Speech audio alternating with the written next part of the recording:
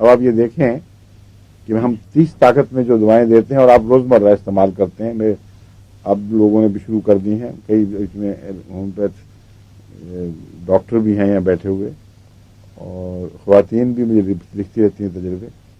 30 طاقت عام ہے، معمولی، بے تکلفی سے دن میں 3-4 دفعہ آپ مریضوں کو دیتے رہتے ہیں. اس کے اندر آپ کو کوئی اندازہ ہے کہ کتنا حصہ ہوگا اصل دوائی کا؟ ایک قطرے سے اگر ہم 30 طاقت بنائیں تو کوئی بتا سکتا ہے کہ 30 طاقت پہ پہنچ کر ایک قطرہ زہر کا کتنا حصہ باقی رہ جائے گا؟ تو پھر کیا ہو؟ کچھ بھی نہیں دے رہے اس کا مطلب آپ ہیں؟ یہ تو ناجائز بات کی آپ نے. اگر کچھ بھی نہیں رہا تو آپ نے دیا کیا پھر اس کو؟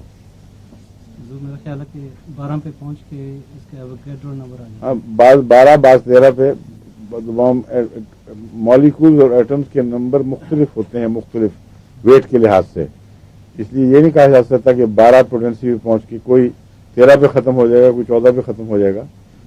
لیکن اصل یہ کہہ سکتے ہیں کہ اصل کا کچھ نہیں رہا، لیکن اصل کی جتنی صفات ہیں ان کی یادداشت کا ایک نام مٹنے والا نقش اس پر باقی رہ گیا ہے. اب 30 طاقت میں وہ نقش بھی اتنا باریک ہو چکا ہے کہ اصل کا 1 لکھیں اور 60 زیرو لگائیں اس طرف، اور پھر اوپر لکیر ڈال کے اوپر 1 لکھ دیں. 1/1 اور 60 زیرو، یہ جو بھی ہندسہ بنتا ہے اتنا حصہ اس میں دوائی کا اثر یا اس کی یادداشت باقی رہنی چاہیے. اب بتائیے کوئی پڑھ سکتا ہے ہندسہ؟ شروع کریں جی گننا. شروع کریں مبشر. 100 1000 لاکھ آئے شروع کریں نا گنتی. انگلش ہی کر دیں، منظور ہے. اس کو رکھ لیں، مائکرو فون کو اپنے سامنے کر لیں. 100 سے شروع کریں. 100 1000 10,000 100,000 1 million. یہ 6 ہو گیا. 6 ہو گیا. 6 پوٹینسی. لکھتے جاؤ نا نیچے، لکھتے جاؤ اور بولتے جاؤ. 110 million 100. نہیں، یہ جو ہم کریں یہ ایکس کے ساتھ ہے نا جی، ہم سی کے ساتھ کریں گے پھر. نہیں، آپ کو اس سے بحث ہی کوئی نہیں. میں نے تو کہا تھا ویسے بتاؤ. 100 1000 لاکھ کروڑ 10 کی ضرورت نہیں ہے. جو گنتیاں ہماری ہیں وہ 2 صفروں پہ جو اردو میں بڑھتی ہیں اور انگریزی میں 3 اور پھر 6 کے حساب سے بڑھتی ہیں، اس حساب سے آپ آخری گنتی آپ کی کیا ہے؟ ٹریلین ہے عام طور پر. نہیں، نونیلین ہوتی ہے. نونیلین جی. بلین کے بعد ٹریلین آتا ہے. جی. ٹریلین کے بعد نونیلین آتا ہے. جی. اس کے کتنے زیرو ہیں یہ بس یہ بتا دیں آپ. یہ مجھے 1 بلین 1 ارب ہوتا ہے. 10 لاکھ. 1 ملین 10 لاکھ. بلین 1 ارب ہوتا ہے. 1 ارب میں کتنے صفرے ہیں؟ دیکھیں 10 لاکھ میں 1 لاکھ میں 6 صفرے ہوتے ہیں. 5 صفرے ہوتے ہیں 1 لاکھ میں. ہاں 5. 1 ملین میں 6 صفرے، اور 1 بلین میں 9 صفرے. 1000 ملین کا 1 بلین ہوتا ہے نا. 9 صفرے بن گئے. کیوں جی؟ 9 بن گئے. اور ٹریلین میں 6 اور ڈال دیں، 15 ہو گئے.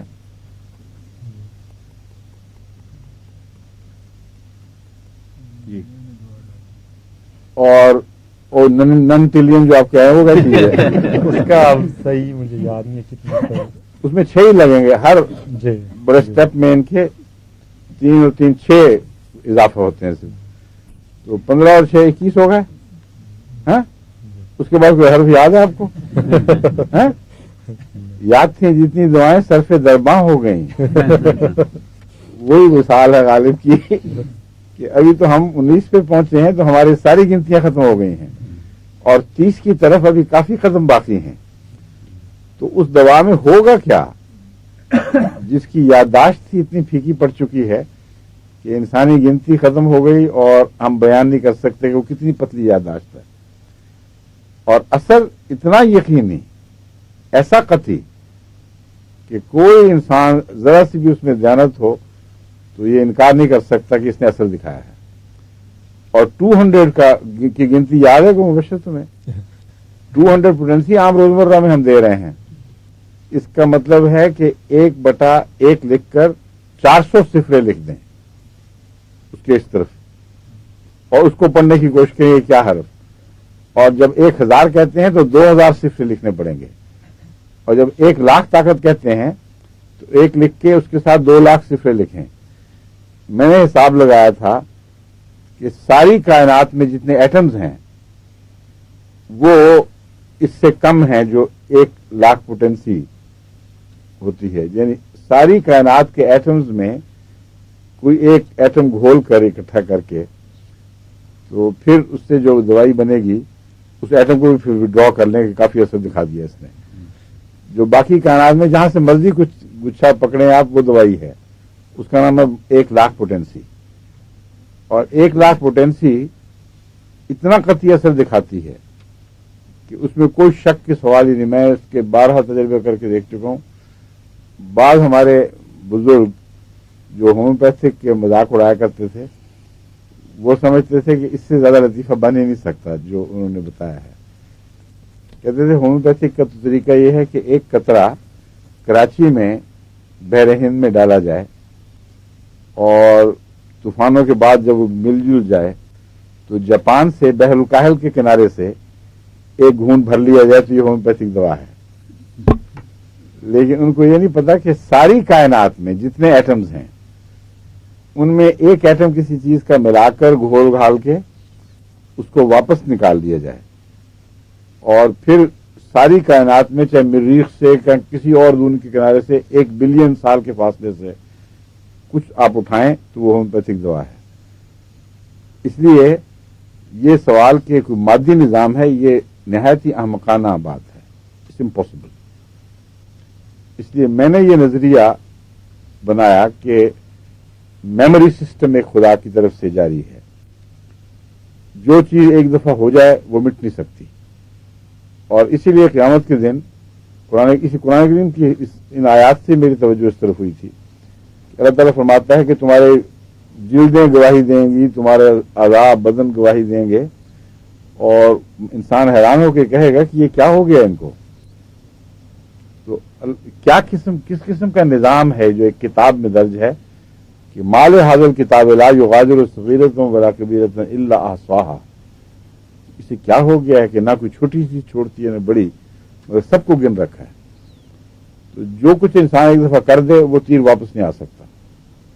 اس کا علاج ستاری تو ہے، مگر یہ کہ میں کہہ دوں کہ میں بھاگ چکا ہوں، اس سے دور ہٹ گیا ہوں اور تھوڑی سی حرکت تھی، اس کا سراغ کوئی نہیں ہے. اللہ تعالیٰ فرماتا ہے کہ ناممکن ہے کہ تمہاری کسی حرکت کا جب بھی مرضی ہوئی ہو، دل میں ایک رپل ہی ہو خیال کی، اس کا نشان نہ بچا ہو. کیونکہ قیامت کے دن جب خدا نے لوگوں کو مجرم بنانا ہے تو باقاعدہ گواہ پیش ہوں گے. یہ تو اس کے نظام عدل اپنی پوری شان پہ ہوگا. جس کو مالک یوم الدین کہا جاتا ہے وہ کہہ دے کہ جی میں جو کہہ رہا ہوں تو نے کیا تھا. تو یہ تو اچھا طریق نہیں ہے عدل کا. جج خود ہی وہ الزام لگانے والا بھی ہو جائے، خود ہی کہہ دے کہ میری یادداشت تو میری یادداشت کمزور ہے. نظام ایسا اس نے بنا دیا کہ وہ ریکارڈ کی سوئی کی طرح جب وہ نظام چلے گا تو جس چیز کی بنا پر بھی کسی کو مجرم قرار دیا جائے گا وہ اس وقت آواز پیدا ہوگی، وہ حرکت نظر آئے گی، اس کی تصویر دکھائی دے گی اور انسان کہے گا ہاں یہ درست ہے اور اس سے بھاگ نہیں سکے گا. تو یہ جو نظام ہے اسی نظام کی ضمانت میں ہومیوپیتھک کام کرتی ہے. جو چیز بھی آپ ایک دفعہ کسی محلول میں ملا دیں اس کے اثرات اس کے اندر کسی نہ کسی زبان میں کسی نہ کسی عکس کی صورت میں رہتے چلے جائیں گے، جہاں تک کہ اس کو پھینکے جب دوبارہ اور پانی ڈالیں گے پھر رہیں گے، پھر اسی طرح ہوتے چلے جائیں گے. اس کو جب آپ کسی دوسری چیز سے ملانا شروع کر دیں تو پھر وہ گدلے ہو جاتے ہیں اثرات، اور وہ پھر دوا نہیں رہتی، ایک ملغوبہ سا بن جاتا ہے. اسی لیے ہم لوگ بچے ہوئے ہیں. ایک طرف خدا کے نظام نے کروڈ فارم میں جو ہم کھاتے ہیں ان کا دفاع ہمیں یوں دے دیا کہ نظام تو ہے موجود، لیکن اچانک وہ بہت زیادہ حملے کی وجہ سے جواب دے جاتا ہے. دوسری طرف ہر لطیف چیز کو وہ محسوس کر رہا ہے. کوئی بھی ایسی چیز نہیں ہے جس کو کھانے کے اندر جو مختلف اثرات ہیں ان کو محسوس نہ کرے. لیکن جب وہ ملغوبہ بن جائیں اور ایک سنگلنس نہ رہے، ایک ڈائریکشن نہ رہے، تو وہ ان کا فرق کوئی نہیں پڑتا. ان کے خلاف جسم بے وجہ رد عمل نہیں دکھاتا. رد عمل دکھانے کے لیے ایک اور چیز ضروری ہے، اسی لیے وہ یہ سمجھنا ضروری ہے کہ کام کیوں کرتا ہے یہ سب کچھ نظام. انسانی جسم کو جس قسم کی ضرورت پیش آ گئی ہے، جس قسم کے خطرات اس کے اندر موجود ہیں، اور ان سے وہ آنکھیں بند کیے بیٹھا ہے. اگر باہر سے کوئی خفیف حملہ بہنے ہی اس شکل کا ہو تو چونکہ وہ لطیف حملہ ہے اور اس کے خلاف جسم رد عمل دکھا سکتا ہے، اس لیے اس کے خلاف نہ صرف اس کی آنکھیں کھلتی ہیں بلکہ کامیاب رد عمل دکھاتا ہے. اور جب وہ دکھاتا ہے تو اندر کی بیماریاں بھی اس کی نظر کے سامنے آ جاتی ہیں. جیسے چور پکڑا جائے، رات کو لائٹ جلا دیں آپ تو یہ پتہ لگ جائے کہ فلاں جگہ فلاں قسم کا جانور یا چور گندی نیت سے بیٹھا ہوا ہے. تو وہ حملہ جو بیرونی حملے کے خلاف جسم سے اٹھا تھا وہ موجود خطرے کو بھی اسی طاقت کے ساتھ دبا دیتا ہے، کیونکہ اس کا رد عمل بالکل صحیح ہے. بس اگرچہ ہر دوا ہومیوپیتھی کی ایک یادداشت ہے، مگر ہر جسم میں وہ اثر نہیں دکھائے گی، کیونکہ اس قسم کی کوئی چیز اندر ہے ہی نہیں. جو بھی اب رد عمل پیدا ہوا ہے وہ ہوا ہے، مٹ گیا ہے، لیکن جسم کو یہ پتا ہے کہ مجھے کوئی اس کی ضرورت نہیں ہے. لیکن اگر صحیح پیغام مل جائے تو پھر جسم سنجیدگی کے ساتھ اس کے خلاف رد عمل دکھاتا ہے، ورنہ نہیں دکھاتا. تو یہ ہے وہ طریق جس سے جب آپ کالی فاس بار بار دیتے ہیں تو اس سے پروونگ کیوں ہوتی ہے، حالانکہ وہ کچھ بھی نہیں ہوتی. جب 15-20 دفعہ بار بار جائے تو جسم محسوس کر لیتا ہے کہ کیا ہو رہا ہے، لیکن رد عمل خلاف دکھانے کے بجائے سکم کر جاتا ہے، اس کے سامنے جھک جاتا ہے، اور اس کے اثرات جو اس نے جسم نے یادداشت میں قائم کیے تھے وہ اندر دکھانے لگ جاتا ہے. اس کو پروونگ کہتے ہیں، اور یہی ویکسینیشن کا پرنسپل ہے. ڈاکٹرز کو، ویکسینیشن کے ماہرین کو خود پتہ نہیں کہ کس طرح وہ کون سا نظام ہے جو اینٹی باڈیز پیدا کر کے ان کو حرکت دیتا ہے. یہ پتا ہے کہ پیغام کچھ ملا ہے اور اس کا رد عمل ہوا ہے. یہی ہومیوپیتھ کہتے ہیں کہ پیغام ہے لیکن آپ کی طرح کروڈ پیغام نہیں ہے کہ بعض دفعہ خسرے کا ٹیکہ دلاؤ تو خسرہ ہی ہو جائے. اس لیے کہ وہ پوری طرح اس کو کل نہیں کر سکتے.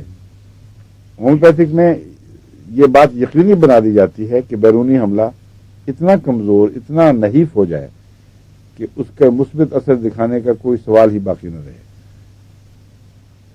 رد عمل جو ہے وہ اب میں نے آپ کو بتایا نا 2 طرح سے ہوئے. ایک ہے پروونگ کا رد عمل. پروونگ کے متعلق میں نے پہلے بھی نصیحت کی تھی جماعتوں کے کریں اور مجھے بھی بتائیں. معلوم ہوتا ہے اکثر لوگ چونکہ نئے ہیں ان کو پروونگ کی سمجھ نہیں آئی، تو اس لیے زیادہ شوق نہیں پیدا ہوا. اب جس نے بھی یہ سوال اٹھایا بہت اچھا کیا، مجھے پھر موقع ملا ہے میں سمجھا دوں اچھی طرح.